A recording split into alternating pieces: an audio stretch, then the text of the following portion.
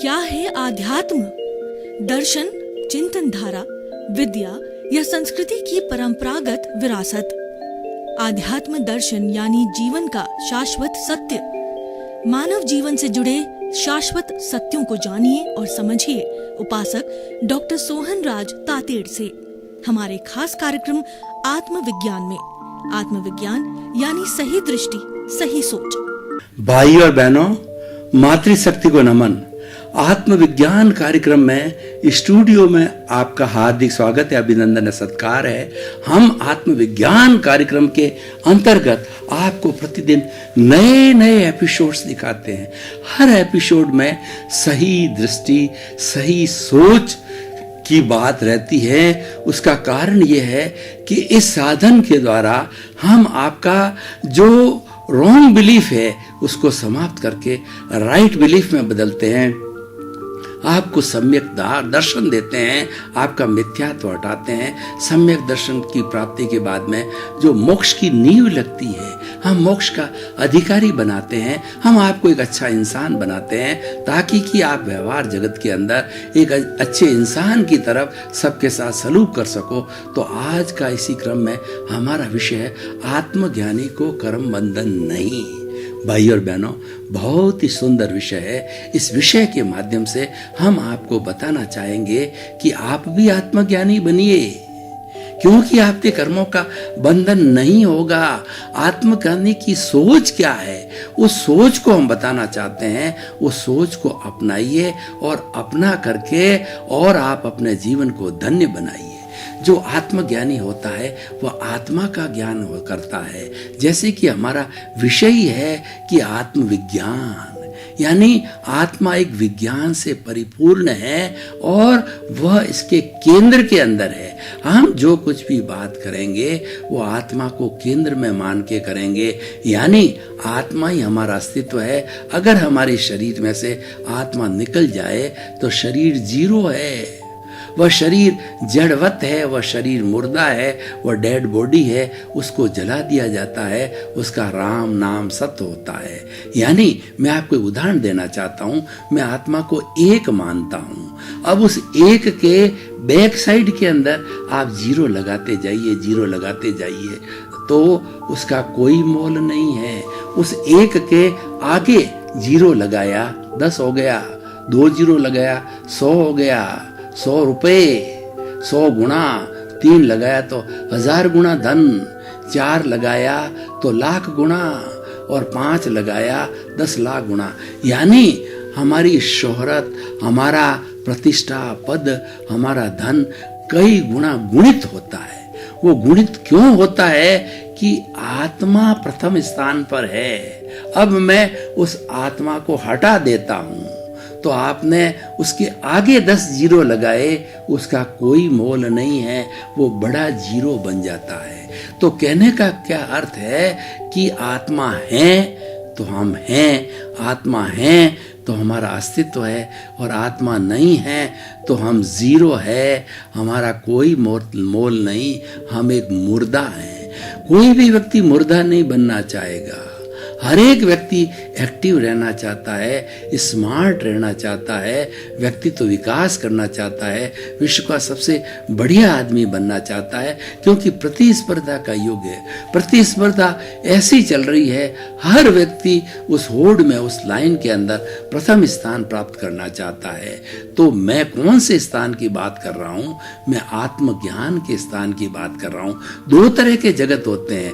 एक तो होता है व्यवहार जगत, जिसमें हमारा परिवार है, बाल है, बच्चे हैं, समाज है, लेना है, देना है, सुख बांटना है और एक दूसरे के प्रति सहानुभूति रखनी है, देश है, विश्व में भ्रमण करना, यानी सारी दुनिया के जितने प्रकल्प है वो सारे हमारा व्यवहार जगत है।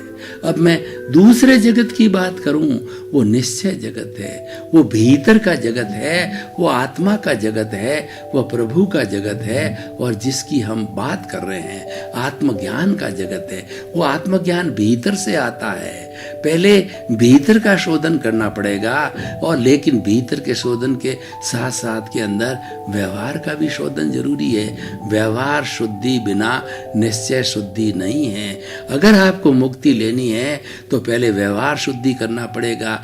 एक एक व्यक्ति का जो जन्म जन्मांतर में आपने किसी को दुख दिया है, कष्ट दिया है, तो उससे आपके जो कर्मों का बंधन हुआ है, जो आपका पाप अर्जित हुआ है, और जो आपके दोष लगे हैं, उन दोषों को एक एक व्यक्ति से क्षमा याचना करके, प्रतिक्रमण करके, और उससे खूब अनुनय विनय करके कि मेरे से गलती हो गई है, प्रत्यक्ष अप्रत्यक्ष आत्मा से आप प्रतिक्रमण कीजिए, 84 लाख जीवा योनि से प्रतिक्रमण कीजिए, और उनको कहिए कि मैं आपको जानता ना हूँ, क्योंकि मेरी बुद्धि तक नहीं पहुँचती है, फिर भी आपकी आत्मा अव्याबाद है, मेरी आत्मा अव्याबाद है, बाधा नहीं है। आपकी आत्मा से अव्याबाद का मतलब बाधा रहित, आपकी आत्मा से मेरी आत्मा के संपर्क में कोई बाधा नहीं है। मैंने आपका आह्वान किया तो आप हाजिर हो गए, क्योंकि दोनों ही वो हमारी शुद्ध आत्मा बाधा रहित है। हर एक से क्षमा करते रहो, प्रतिक्रमण बोलते हैं उसको। हमने अतिक्रमण किए पूर्व के जन्मों में, इस जन्म में हो तो व्यक्ति से उससे बात करके या उसकी आत्मा को केंद्र मान करके हम उसे क्षमा याचना कर सकते हैं। ये शुद्धि का प्रोसेस है, शुद्धि का प्रकरण है, तो ये भीतर से होता है। इसका सारा संचालन भीतर करता है, होता बाहर है, लेकिन करने वाला भीतर का संसार है। तो अब हम बात कर रहे हैं कि आत्मज्ञानी को कर्म का बंधन नहीं होता, क्योंकि आत्मज्ञानी 5 आज्ञाओं का पालन करता है। आप भी 5 आज्ञाओं का पालन करोगे, आपके कोई कर्म बंधन नहीं होगा। 5 आज्ञा ही मोक्ष है, 5 आज्ञा ही सम्यक दर्शन है, सम्यक ज्ञान है, सम्यक चारित्र है और सम्यक तप है। मैं आपको बताना चाहता हूँ 5 आज्ञा कौन सी है। पहली आज्ञा रिलेटिव, 84 ये जो मेरा शरीर है, हाड़ मांस का पुतला है, ये रिलेटिव है। भीतर प्रभु बैठा है, वो रियल है। और 84 लाख जीवा योनि प्राणियों के जो शरीर है वो नामधारी है, देहधारी है। मैं उनको पैकिंग रूप में जानता हूँ, देखता हूँ। मेरे सामने कितनी भी सुंदर स्त्री क्यों ना हो, जेंडर डिफरेंस हो, मैं नर हूँ, सामने वाली सुंदर मादा है, तो मैं उसको हाड़ मांस के पुतले के रूप के अंदर मैं उसको एक पैकिंग रूप में देखता हूँ। वह रिलेटिव है। और दूसरा है कि रियल धारणा कि उस सुंदर पत्नी के भीतर विराजमान शुद्ध आत्मा भगवान, कीड़ी के भीतर विराजमान शुद्ध आत्मा भगवान, 84 लाख जीवा योनि के भीतर शुद्ध आत्मा भगवान को निर्दोष दृष्टि से दर्शन कर नमन करता हूँ। वो सभी निर्दोष है, ये सारी सृष्टि निर्दोष है, और 84 लाख जीवा योनि की आत्माएं मेरे लिए निर्दोष है, मेरी स्वयं की आत्मा निर्दोष है। तो फिर दोष कहाँ है? दोष मेरे कार्मण शरीर में है, जो कि अनादि अनंत काल से इस आत्मा के साथ लगा हुआ। एक प्रश्न पूरा आप अच्छी तरह से समझ लें कि भगवान ने भी कह दिया, मुझे पता नहीं कि ये आत्मा के साथ में कर्म शरीर कब जुड़ा। उन्होंने कह दिया इस सिलसिले को ज्यादा आगे मत बढ़ाइए, क्योंकि मैं भी आपसे, भगवान ने प्रश्न किया, प्रति प्रश्न किया कि बताओ पहले मुर्गी आई या अंडा आया, तो कोई जवाब नहीं दे सका। तो भगवान ने कहा मुझे भी पता नहीं है, मेरे पास केवल ज्ञान है, रिद्धियां सिद्धियां हैं, लेकिन मुझे पता नहीं कि इस आत्मा का जो है वो कर्म शरीर के साथ में संबंध कब हुआ। ये बद्ध आत्मा अनादि अनंत काल से चल रही है। मुक्त आत्मा मोक्ष में रहती है, और इस आत्मा को अगर आप कर्म शरीर को अलग कर दोगे, जिसको हम लिंग शरीर कहते हैं, जिसको हम कॉजल बॉडी कहते हैं, ये संपूर्ण रूप से अलग हो गया, एक भी परमाणु बाकी नहीं है, तो आप मोक्ष की अवस्था में, प्योर अवस्था में सिद्ध बुद्ध हो, मुक्त हो जाओगे। और ये भी बेचारा प्योर अवस्था में जड़ में परमाणु बन जाएगा। परमाणु प्योर होता है, जैसे हमारी आत्मा जो चेतन प्योर होती है। परमाणु जो भगवान ने परिभाषा दी कि परमाणु एक ऐसा जड़ का पुद्गल का, मैटर का टुकड़ा है जो और नहीं तोड़ा जा सकता। वो किसी आंख से दिखाई नहीं देता, वो किसी भी वैज्ञानिक के किसी भी इंस्ट्रूमेंट से दिखाई नहीं देता, वह किसी को रोकता नहीं, वो किसी से रुकता नहीं, वह शुद्ध है।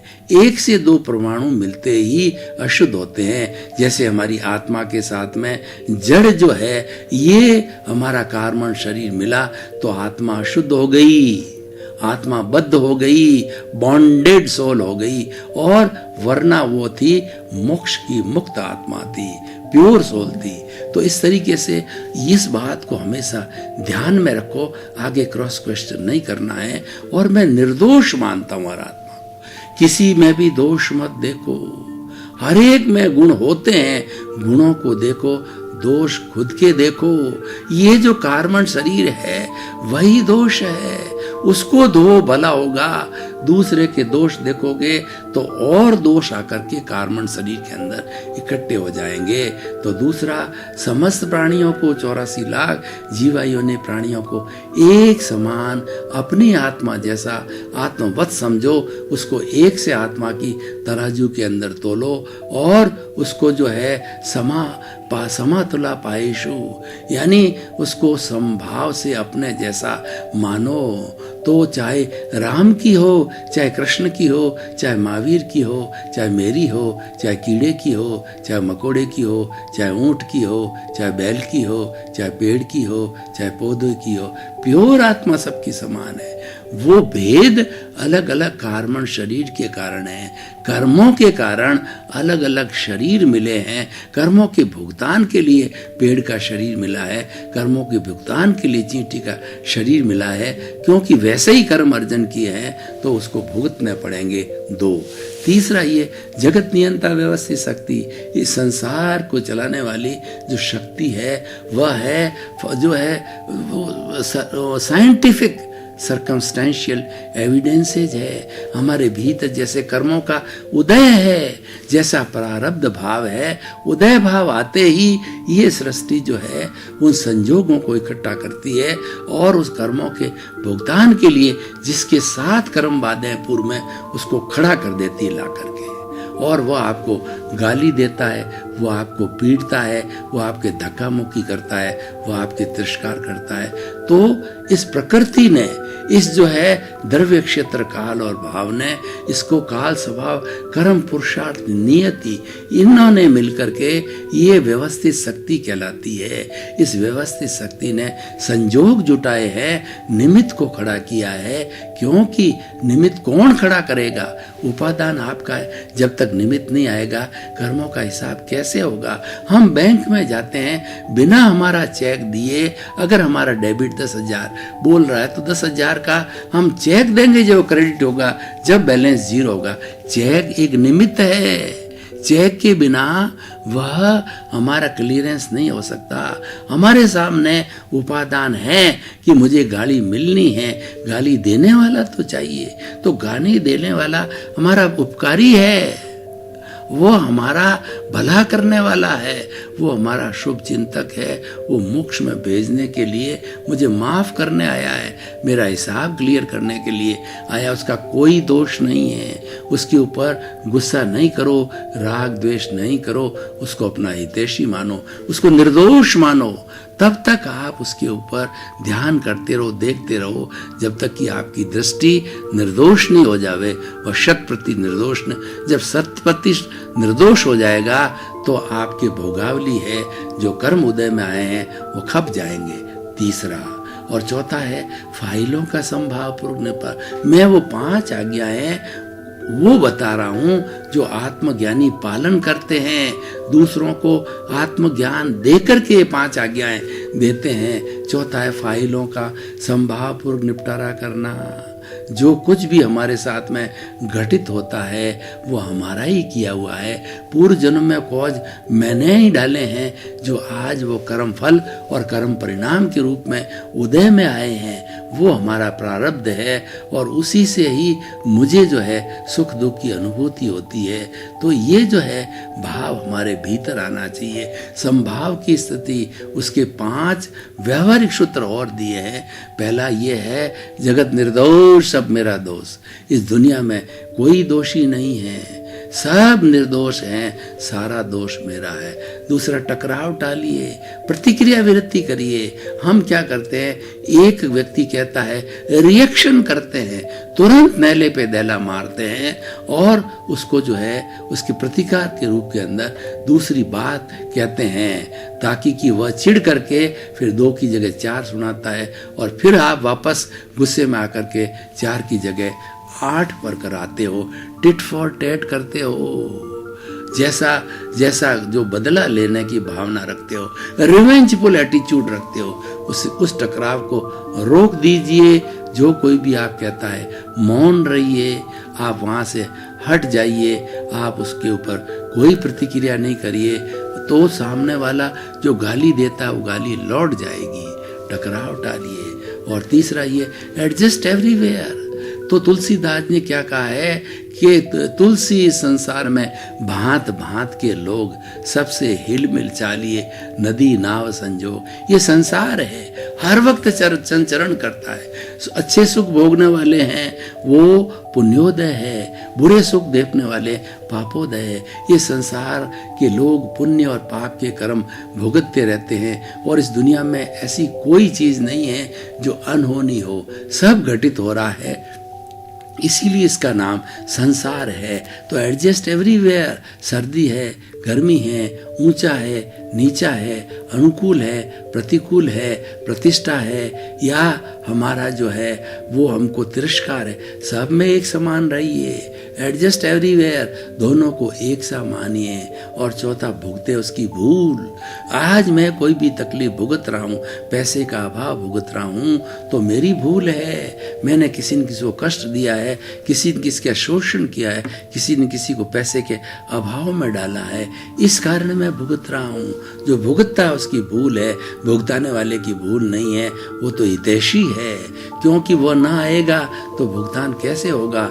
भगवान महावीर की 12.5 वर्ष की साधना है, भुगते उसके भूल की साधना थी। उन्होंने देखा कि मेरे ही किए हुए कर्म एक के बाद एक के बाद एक के बाद उदय में आ रहे हैं, मेरे कानों में कीले क्यों ठोक रहे हैं कि मैंने जो है उस बेचारे जो काम जो बेचारा देखभाल कर रहा था और मैं संगीत सुन रहा था, मुझे नींद आ गई। मैंने जब देखा कि वह संगीत अभी तक चालू है, बंद नहीं कराया, मेरे आज्ञा का उल्लंघन किया चक्रवर्ती के रूप में, त्रिपृष्ठ के रूप में, तो उसको कानों में शीशे डलवाए थे, गरम गरम शीशा डलवाया था, इसीलिए वह मेरे जो है वो कान के अंदर कीले ठोक रहा। उन्होंने अवधि ज्ञान से देखा कि ये मेरा ही किया हुआ है और ये शरीर भुगत रहा है, ये महावीर का शरीर भुगत रहा है, महावीर का पुतला भुगत रहा है। उन्होंने भुगते उसकी भूल के आधार पे 12.5 वर्ष तक की साधना की। हुआ सो न्याय।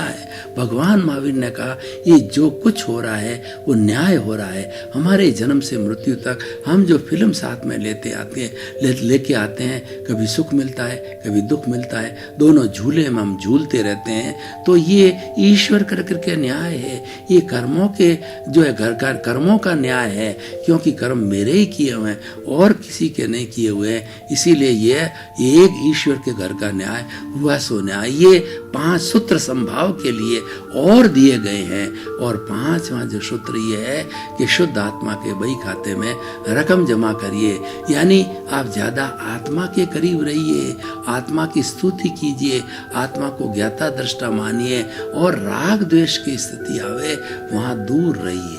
5वीं आज्ञा क्या कहती है कि जो कर्मों का भुगतान है उसमें राग द्वेष पैदा होगा और वो विचारों के द्वारा पैदा होगा, तो आप विचारों को बाईपास कीजिए, उन विचारों के अंदर जुड़ेंगे तो राग द्वेष पैदा हो जाएगा। पूरे जीवन की फिल्म चल रही है, आप उसके साथ जुड़ते ही प्रभावित हुए और आपके राग द्वेष हुआ, और राग द्वेष होते ही आपने नए जन्म के कर्म बीज डाल दिए और उनको बाईपास किया। आप तो जो ईश्वर की भक्ति में रहे, प्रभु की भक्ति में रहे, आत्मा की भक्ति में रहे, आत्मज्ञान प्राप्त करने में लगे रहे, तो 5 आज्ञा के पालन में लगे रहे, संभाव में रहे, संवर में रहे, प्रज्ञा को जागृत किया। हर क्षण प्रज्ञा को जागृत करो, प्रज्ञा आपको आनंदित करेगी, प्रज्ञा आपको प्रसन्न करेगी। और इस पुतले की जब बुद्धि भटक जाएगी तो प्रज्ञा आके कहेगी तू ज्ञान वाला है, तू आत्मज्ञानी है, तूने आत्म लिया है, यह आत्मज्ञानी से आत्मा का प्राप्त किया है। तो इन सब बातों का निष्कर्ष क्या है? 5 आज्ञा में रहने वाला आत्मज्ञानी है या आत्मज्ञान का साधक है, दोनों के कर्मों का बंधन नहीं होता। यह बात अलग है कि जन्म जन्मांतर के उसके कर्म शरीर साथ के अंदर है, तो उस कर्म शरीर की निर्जरा होती रहेगी, झरण होता रहेगा, बर्फ की तरह पीला रहेगा, नया इनपुट नहीं होगा। जो इनपुट का द्वार आश्रव है वह हमारे आत्मज्ञानी ने हमें ज्ञान दे करके हमारा जो चार्ज अहंकार है, जो कि एक सांप के अंदर जहरीली थैली होती है, उस जहरीली जो हमारे अहंकार रूपी जहरीली थैली को फेंक दिया, भस्मीभूत कर दिया, तो हम उस नाग की तरह नहीं फुफकार सकते, समभाव के अंदर रहेंगे। तो इसलिए हमारे कर्मों का बंधन नहीं होगा। काल बेलिया उस थैली को निकाल करके, वो उसके पास में थैली निकालने का ज्ञान होता है, चीरा फाड़ा का ज्ञान होता है। तो हमारे आत्मज्ञानी के पास में चीरा फाड़ा का ज्ञान होता है। वो चीरा फाड़ा करके अहंकार को अलग कर देते हैं, ज्ञाता दृष्टा को अलग कर देते हैं, यानी डिस्चार्ज ही रहता है। चार्जिंग पॉइंट मन वचन काया की तीनों बैटरियों के चार्जिंग पॉइंट हटा करके फेंक देते हैं।